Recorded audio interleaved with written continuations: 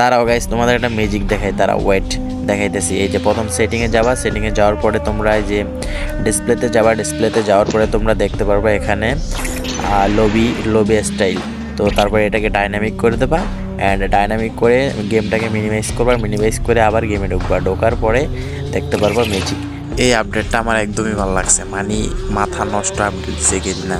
তো এটার কথা কে কে আগে আগে জানতা অবশ্যই কমেন্ট করে জানাবা। তো সবাই যাও অ্যান্ড সবাই এরকম করে ফেলো। দাঁড়াও তোমাদের ম্যাজিকটা দেখাইতেছি।